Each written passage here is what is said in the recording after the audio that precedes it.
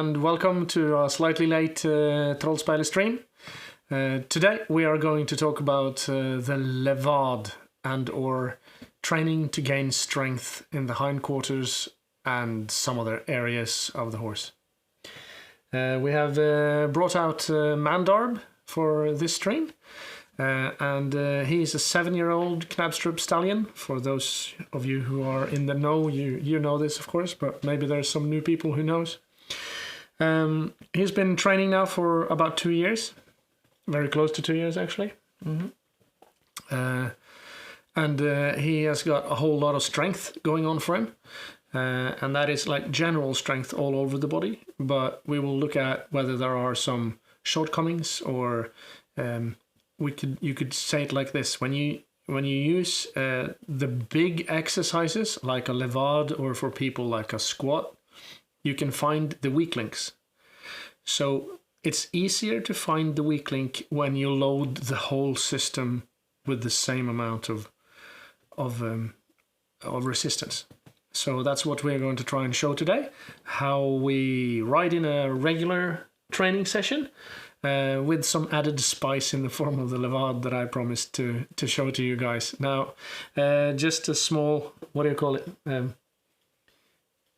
Just so you know, this isn't a perfectly executed Levade, obviously. The horse is 7 years old, and even though he's strong, he shouldn't be able to do a proper Levade quite yet. So what we are going to try and do is to show you how far along is he, and what do we think is needed for him to get even better at this? And how we're using the exercise to help the horse move better in the basic gaits. Yeah. Because all the exercises should be used for something, just to not only for showing off this exercise, but use it for something practical as well. Yep. You were the boss of the videos today as well. Yeah. So we're doing it chronologically. Actually, it's like to 91:29. This is a session that you rode, and I just took the videos. Yeah. Following the training. This is like to 2 days ago or something. Yeah, something like that. 91:29.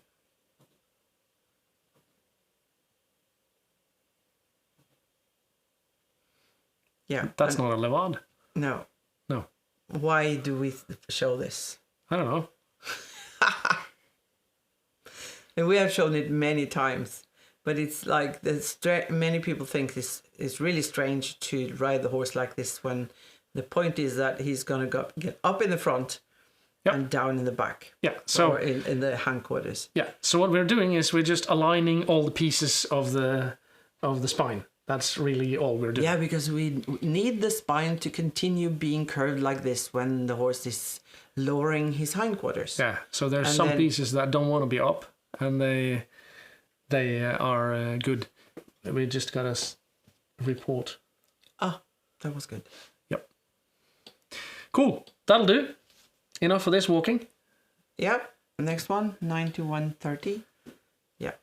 And then you're trying to do the opposite, just lifting him in the front and lower him in the back. Yeah.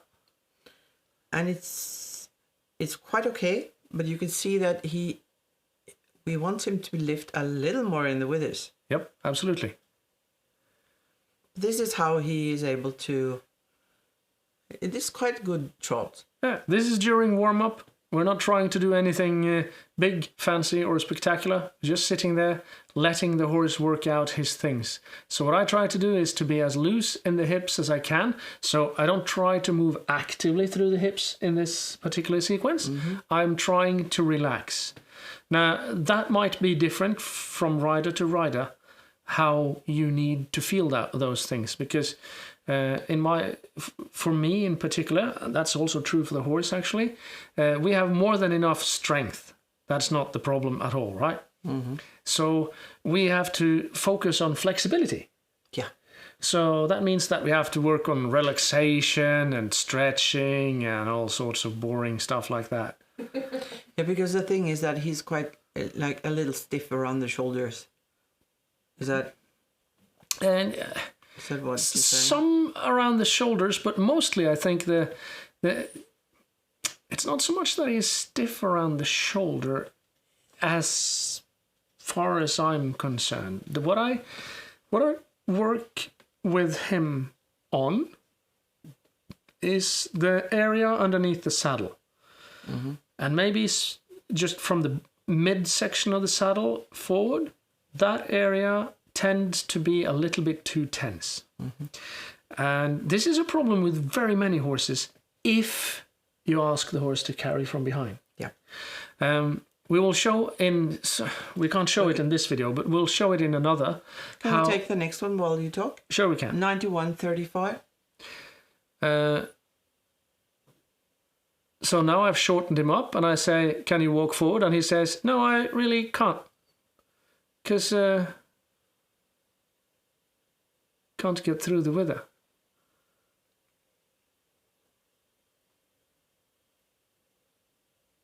So as you see, the reins are hardly in contact, but I'm sitting back while giving leg. And he sits down, but he's not able to stay soft through the back from his hindquarters forward through the saddle. And then it becomes something that could look like Levade training, but isn't. Yes. This is training towards Levade. The positive things here is he sits down and back. And he lifts his withers. Yes. Not the last one, but the one before. Then he really lifts. Yep.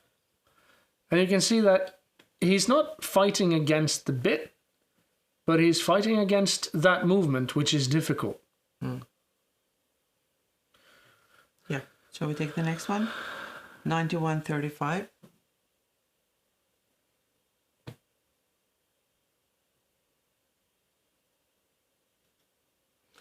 And here he's moving a little backwards.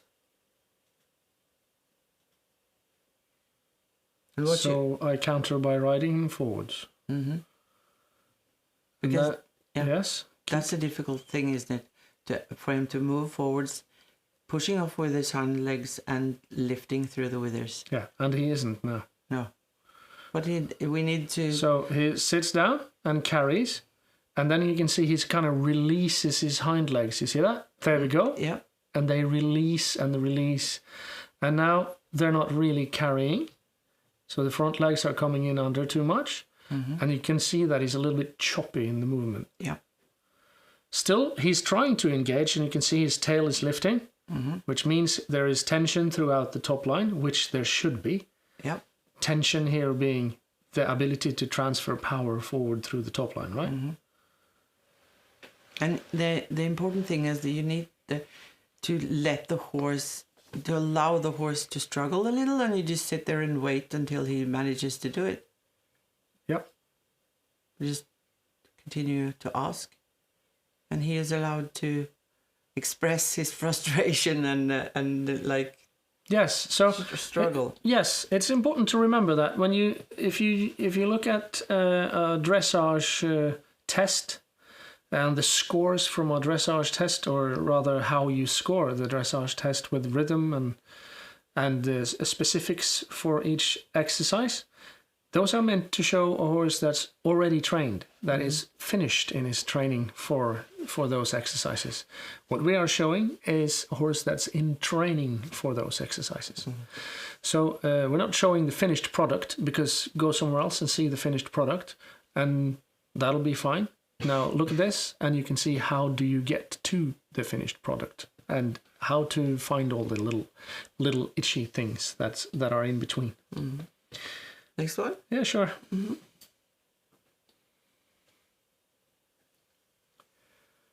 So a bit of just riding forward at the canter. Nothing special about it other than we are riding forward at the canter. You can see that the ground is, as usual, a bit different here and there. It's deep sand somewhere, it's harder sand somewhere. And that's fine for the training. He tried to get up through the withers in one stride.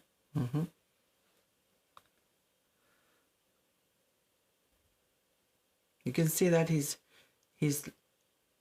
lower, right in front of the saddle. He's lower than he can be. Yeah. That is what we are trying to. That's the problem that we're trying to solve. Mm-hmm.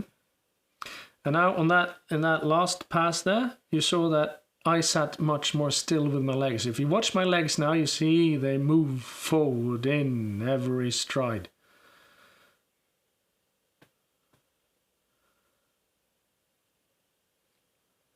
You could just let that run at speed if possible, and I'll show you what I'm talking about.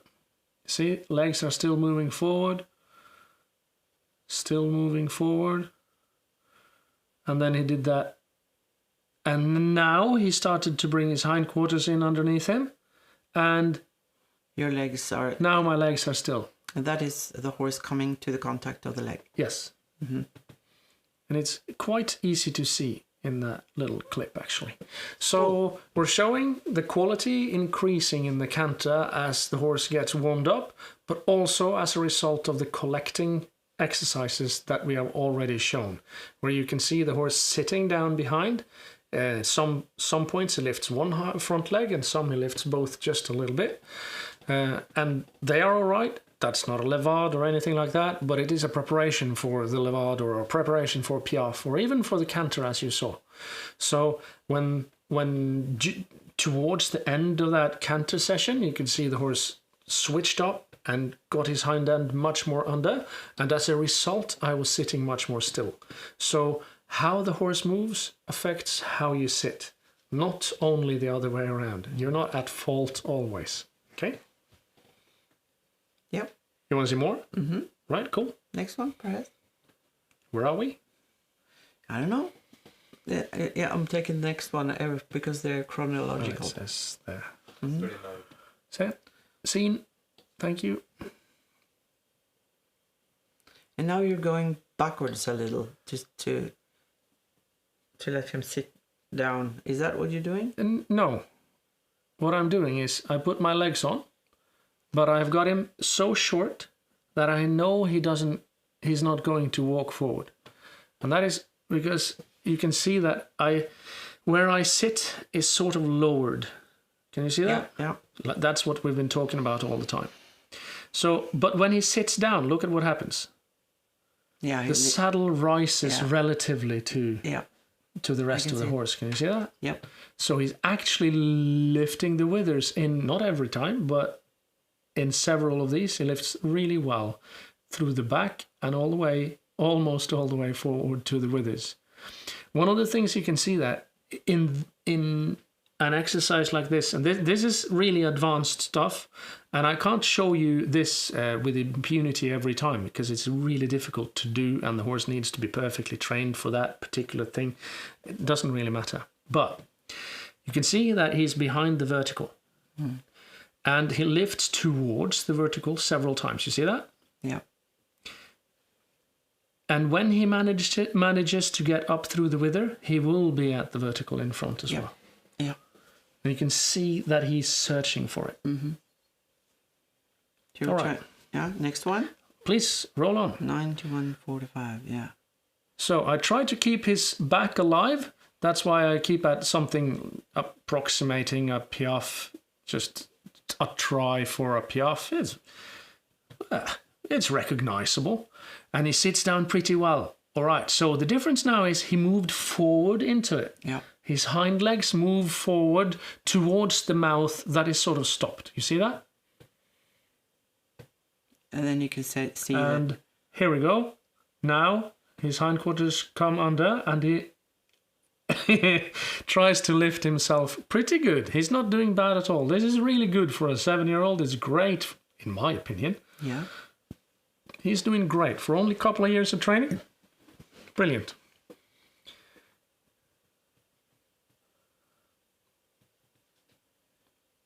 And you can see that he's not like lifting or kicking off with his front legs and lifting himself up.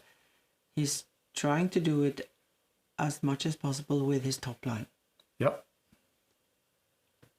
That was a lift from behind. Mm-hmm. Okay, shall we try the next one? No. No? No, we can look at this. Yep. And we can talk about it. Mm-hmm. What do you see? I see that he's lifting his back more. Where? In the Piaffe. Yeah. So in the Piaffe, he lifts his back more than he did earlier on. Yeah. Right. And I also see that he's using his muscles in his lumbar back. Yeah. And that's a good sign. Yeah. And sometimes he connects really well. That was really good just before the lift off there. Then what you say about the back coming more up, that's the reason to use the Piaffe. This is an interesting thing that I had a chat with a guy. It was not any old guy. It was what's his name from the Spanish? Arthur Cotas Heldenberg. And he said that he preferred to set up his high school work from the Piaffe. And the reason, I suspect, is that the horse gets looser through the back because the diagonal movement makes it so the horse doesn't have to tense up in the back so much. While in if you work from the terre-à-terre, the tendency is that the back muscles become tenser. And the tendency, of course. Some horses that are lazy in the back, for instance, maybe it's better to do from the terre-à-terre. So Arthur he was trying to make a point of the fact that this was something he preferred. Of course, it's hard to say against him. I won't. No. But that's what I'm doing here is just that. I know that this is how it works. So I try now. You can see it in my hips too. You can see that the hip joints are pretty loose. And that's because I'm trying to let him through the back as much as possible before I give it a go. And that's, to some extent, that is counterproductive.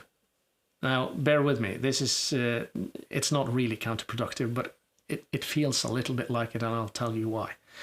If I can manage to make him stiff in the back, it's much easier to lift him up in front. But then I can't bring that movement with me forward. So I kind of mute myself from doing the best Levade or Passade tries that I could. I could try and trick all you guys into believing that this would be good. But instead, I'm trying to do it as correctly as I can.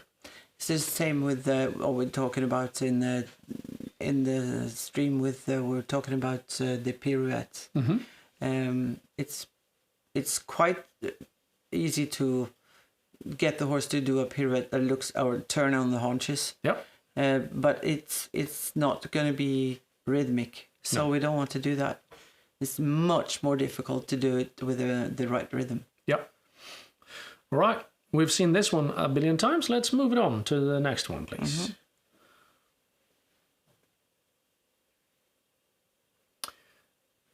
Oh, yeah, I remember now. You're a trickster. Now we're getting to that phase where it's obvious that he knows what we're after, and he tries to offer. But I'm not asking every time now. Still saying, okay, you're a good boy. He's trying to be creative. Yes, he's trying to solve the thing. He wants to do the thing. You want me to rise up like that, but I can't do that and be loose in my back. And you see that it's really difficult to get his butt underneath now because he knows that I can just rear a little bit. It's really, really difficult. But a few of those early ones have qualities to them that I would like us to see a few more times. Now the hind legs come under and they left again and they come under again. And when they're not, that's pretty good. Now you can see that he took off and was slightly off balance. But then he regained his balance for like a split second. So he moved his legs one extra time to try and get his balance back. But the first couple of ones are just kind of jumping from the front. So, and you can see that he's a little bit sweaty now. So this has been hard work for him already. And he's, of course, trying to avoid some of the work. That's not bad. Many of the angles in that short little thing there were good. Look at this. So you can see there sometimes he gets his hind legs under and then the front legs come forward and then he steps the hind legs back and then he does a little jump, but he got up in the withers, does another little jump. Now comes you saw he regained his balance with one foot. That's it's obvious and always like this. The right hind leg didn't take up its weight. And then he kept falling through that and he had to move it to support himself. And that's the straightness that we want to have before we collect. Yes. And now, just like in the German training scale. And now you can see why. Yeah. But you can't have the horse 100% straight if you can't have 100% of the strength. Right? Yeah. How else could he be straight? Straight means the carrying and pushing capacity are the same in both hind legs. That's straight. So if your horse if you just ride him to within the limits of where he is straight, he will never train the straightness. Yeah, that was interesting. You see? And I have this the reason I know how this works is that when I squat, one of my legs wants to fall in. One of my knees want to fall in. But you can't see it until I'm at 95, maybe more than 95% of my max. Before that, you can't see it. Because I'm able to adjust for it until that. But when you get to that 95, 97% of the max lift, then it starts falling in. So I have to push it to that level. And what happens when you get above 90 to 95% of your maximum level is that your strength increases also in that leg. So you have to push towards there or the strength won't increase in those muscles that don't do the work. So that is why we're talking about building strength in the horse. Yeah. And building the carrying capacity. Yeah. So that the back is lifting and not pushing off from the front legs. Yeah. So he now, several times you can see that he sometimes kind of lifts the back up and looks kind of funky in the middle for a half a second. And then it kind of drops a little bit. And then sometimes he manages to lift the whole thing. But and many times he will fall through a bit too much, lift his nose too much, or just drop the head. But all of those things are something that you have to feel all the time when you ride. Oh, that was pretty good. Good boy. Or just keep at it. And don't be afraid that the horse will learn the wrong thing if you praise at the wrong time. It's okay. Don't mind that so much. The horse will recognize good movement when he feels it. People do, and horses do. There's hardly any reason to doubt that this happens. So in all my experience, that is obvious. And the horse will bring with it that movement. And the reason it will bring it with it is that it unlocks qualities that he needs to move better no matter what. Mandarb used to not be able to canter, especially on a left lead, and especially alone. So it would take months and months until he cantered in his paddock. Now he canters in his paddock every day a lot. And that is because he has improved in the quality of his gait. And then he knows that training is good for him. Probably. Because he's more proud and he's more able. And they know. Yep. I think that's absolutely true. All right, should we move it on then? Yeah. There we go.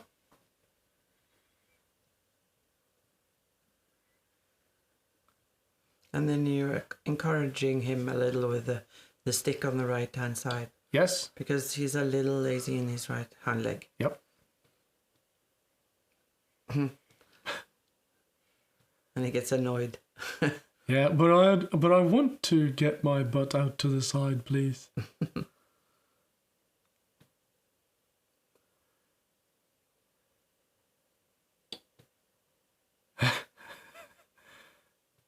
Oh, that's pretty good.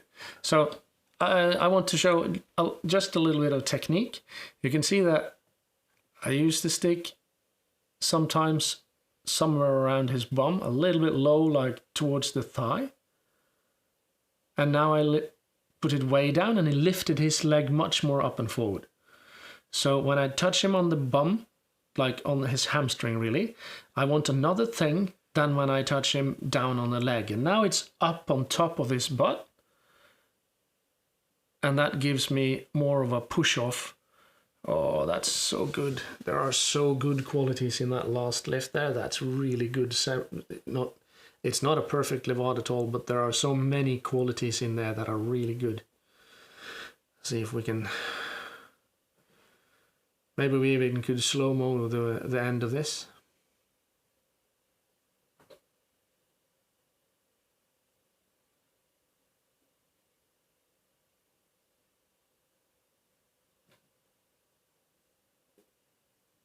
Quality of the Piaffe is better. Not all the time, and not when I said it. This is not good.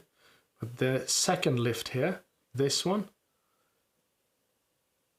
Oh yeah. You see? You can see that he really sits down in his hocks and haunches twice in the same movement. So what happens is he gets into a pretty good position when he lifts, and that means that the weight falls into the haunches. Yeah. And when he falls in, he goes like, ooh, and then he has to really push off. That is strength training. Mm-hmm. In that instant, he trained his strength in the hindquarters really well. Because that when you turn the movement from down to up, that's hard. It's in the bottom of the squat, that's when the magic happens. Mm-hmm. So that's why he gets a loose rein after. Cool. That was interesting. Yeah. And we got still more, I think. Oh, goodness me. 2 more.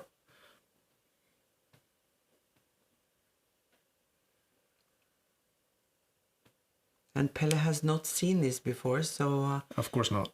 I'm like Johnny Depp, I never watch my own movies. It's the only similarity, by the way. Yeah, well, a bit of piratey, yeah. So you have to sort of see it through before you can comment on what this... Yeah. So what's going on now is that now you can see that he sits down really well. See? Mm-hmm. And he does it first. He kind of, oh yeah, you see? And he puts his hind legs under, and then he kind of sits down pretty good. He pushes off a little bit with the front. Don't. But not so much. Oh, it's not much. It's not much. No.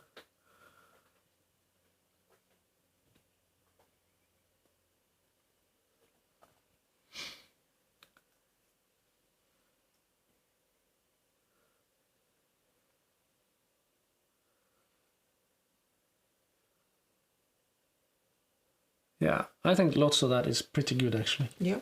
I don't have very much to say. This angle doesn't say very much compared to the other ones. One thing we can look at is you can see when he rises up how stable he becomes in the relationship between the hock joint and the... Stifle? No. Yes, and the stifle. You see, this they almost lock in. You see that? Mm. They're gonna lock in against each other, which means that he's searching for stability in that, and he knows this is gonna be hard, so he just braces himself for impact, and then the weight comes down there, and not very much happens other than that he opens the hip joint. See? Yeah. So he opens the hip joint. But the knee and the hip. But the stifle and the hock stay more or less the same. Yeah. So when the horse gets stronger, even, he will sit deeper in the hock and the stifle, because that's what needed to do a proper Levade. Yes, that is what we said in the beginning, that this is not a proper Levade because he's not strong enough, No. old enough. He needs to be more than 10 years old, I guess, in order to, with good training. I'll fight that age. Yeah, but it's very important not to... Yes. And this is just play, and it makes him stronger, but it is important to not play with this if you feel that most or all or maybe many of the qualities that should be there are gone when you do it. And if you play with this, it is very easy that the horse starts to say, "Oh, but I can do a levade," whatever you ask, and that's really annoying.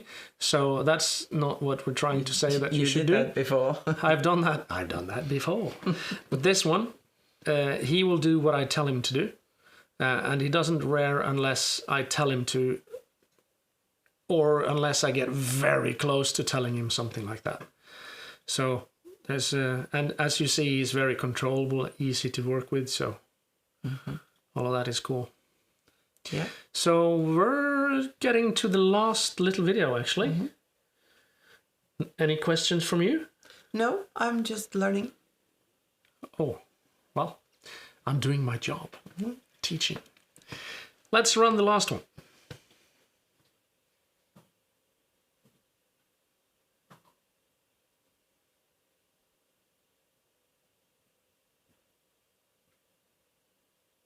Now he's sat down in the Piaffe. You saw that? So see now, there we go. Sits down in 3 strides or so, and then he rises up. And then you just give him the rein. And I give him the rein.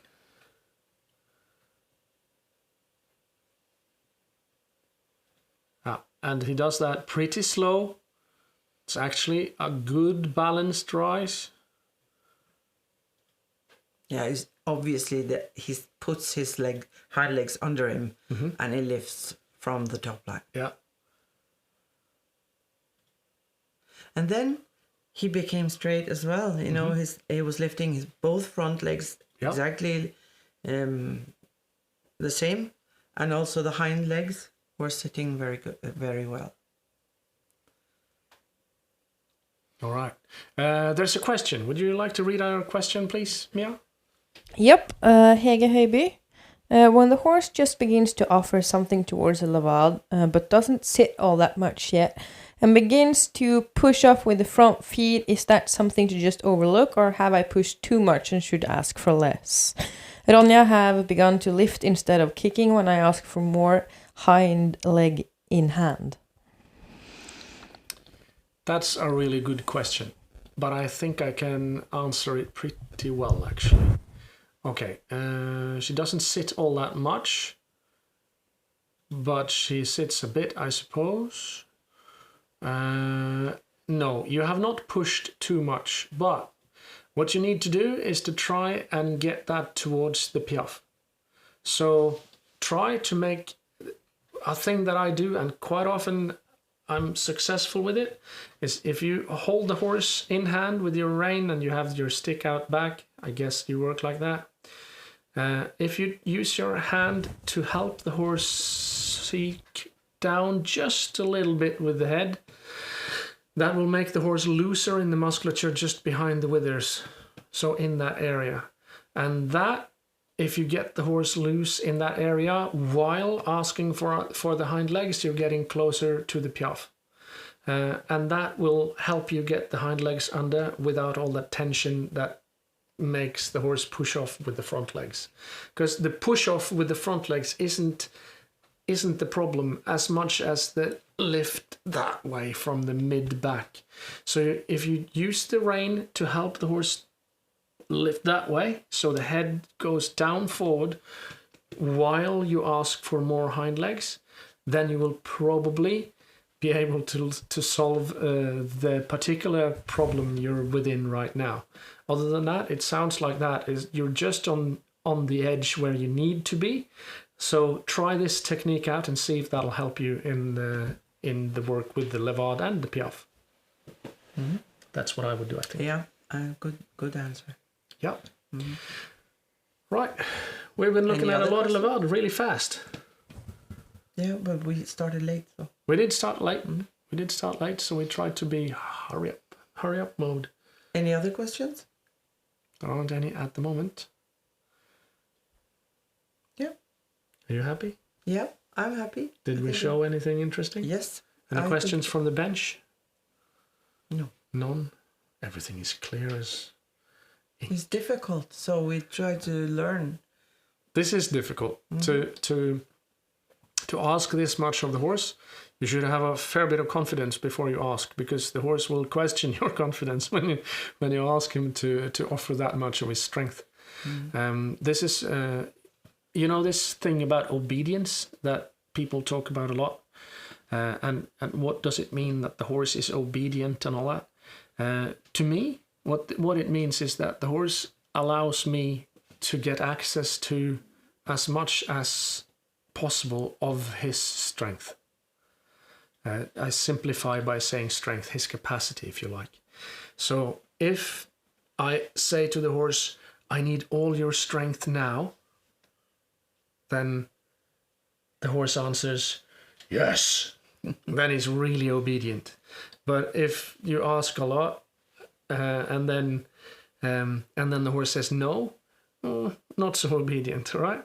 So, and of course, it is allowed to protest, but it's not allowed to. It's not allowed to be reactionary, right? There's another question, I believe. Yep.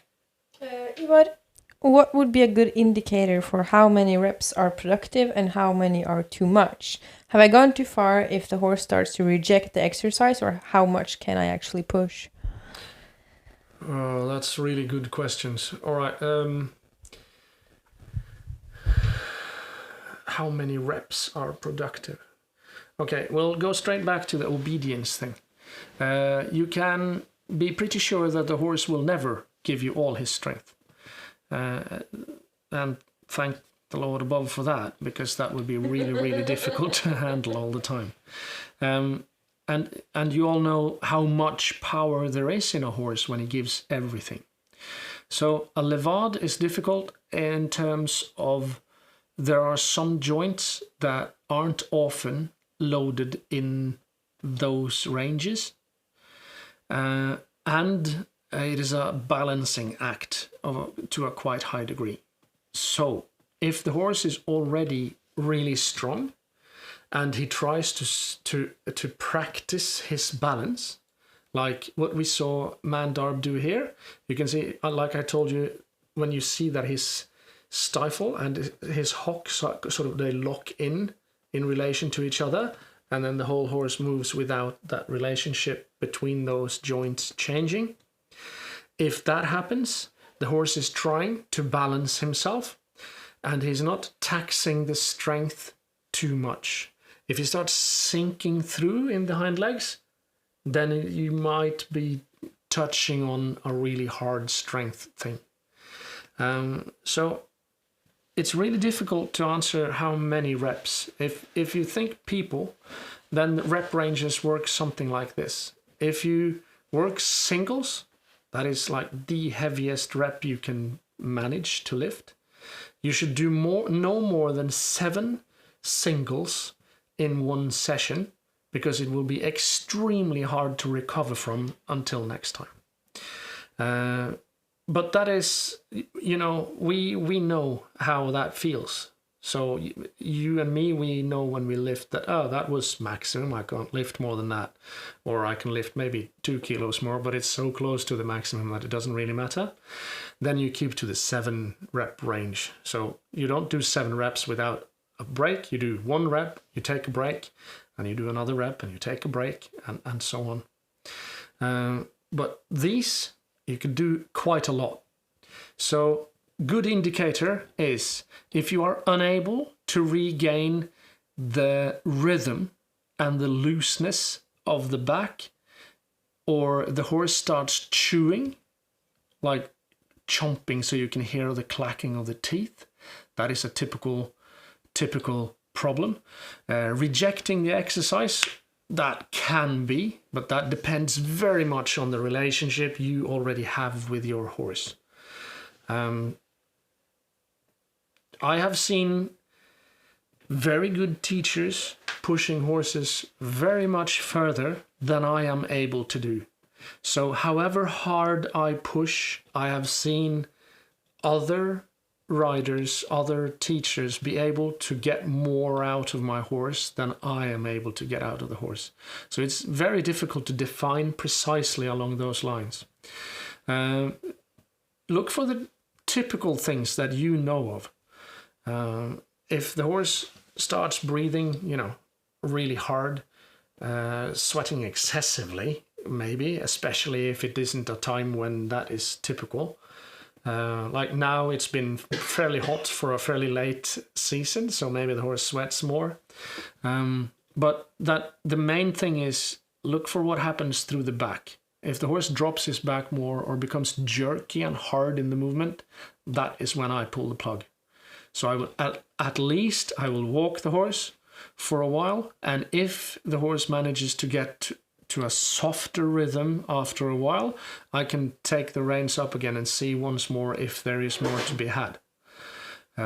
So there's a lot there that is really hard to say on a distance. It depends on you and it depends on the horse and all those things. But it wakes up another question that I feel I need to address as well. If we train like we did now, there was a lot of little levades. So the horse isn't sitting down like you can see him shaking with the effort, but you can see that he lifts a little bit and drops back down. So he's not holding a lot of weight for a lot of time. That means the training has quite a bit of practice in it. But some joints are doing a lot of effort, and you can see around the knees, you can see that the muscles look tight and hard, while further up in the rump, they look softer and not so hard. And that means that around the knee, they work harder. And those points where they are really staying in this, like the knee joint, the stifle stays in the same angle when the horse moves like this. That means that there's a lot of effort, especially straining the ligaments and the tendons around that area. And ligaments and tendons, they need a lot of work to be strengthened really well. But also that becomes, what do you call it? Not concentric or eccentric, but isometric training. So that isometric means that it doesn't change the length of the muscle, or the joint doesn't change its angle, but it is still loaded. And isometrics are a really good way of training really heavy with maximum safety for the joint. This is well known in training circles, that if you want to strengthen something but there's tendencies towards, let's say, inflammation or stuff like that, if you keep the training isometric, it doesn't bother those things as much. So there are many things, like from training, the understanding of training, that go into this, and that has bearing on your question, which I haven't answered or have answered to the best of my abilities. But so all of those things actually matter. There's another question. Yeah, I have a question. It looks like my horse might be ready to start doing the Levade training quite soon. Yeah. And you knowing the horse, would you recommend me to actually work towards the Levade from the Piaffe or from the halt? It is better if you do it from the Piaffe. It is harder, but better. So what I would do is I would try a few times from the halt, because it's probably easier. Yeah. So he can get the sensation that you actually want him to sit down and lift a little bit in front. Yeah. And when he does that, then I would put the Piaffe back into it. And then I would Piaffe him until I can... And then I try, and there would be like a separation between the two exercises probably. And then you will measure progress as the quality of the Piaffe increases and it goes into a Levade. So it becomes better and better until Levade. Yeah. Or just a his tiny lift. He hasn't been an issue or a problem to actually sit down on his hind. No. It's been very easy to put down in some kind of Levade, but always with a hollow back. Yeah. And now his back is actually functioning quite well. Yeah.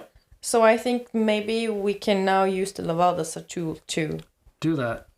Because and that's why I want you to do the Piaffe in it, because it keeps the back muscles working and makes them stronger at the same time. Yep. Right. Because it's easier for the horse to like fall back and sit down from the halt without in the forwards impulsion thing. Yep. And so you need both. Without the forward impulsion, you don't need the hamstrings to do the work, which you could see in many of the videos with the Mandarb also, that the hamstrings up around the back of the horse don't work that hard yet. But you can see sometimes when he sits and then rises, you can see that now there's contraction going on there. And it is if you feel for that movement and that moment when that happens, you will feel a change in the seat at the same time. And it gives your legs access to areas of the horse that it feels like you can never touch otherwise. It's really weird, but that's what it feels like. So it kind of fills out your seat and your legs in a better and more satisfying, strangely, way. Loads of good questions even. Cool. Interesting. Well, I think we're finished. my brain is fried. That was the best I can wring out of myself today. I hope this was a bit of fun to watch. There will be more of this stuff too. I have no idea what we're going to do next time. We'll have to ask the horses. And we'll have to ask the horses. And we also, as usual, we ask you. If you have questions that you want us to use our horses or ourselves to shed some light on, please shoot us a DM or even just write a question straight to us, whatever. You know how this social media stuff works. It's not all that hard, I've been told. But that's what we have for tonight. Hope to see you again in a couple of weeks. It's been great having you on. Good night. Good night.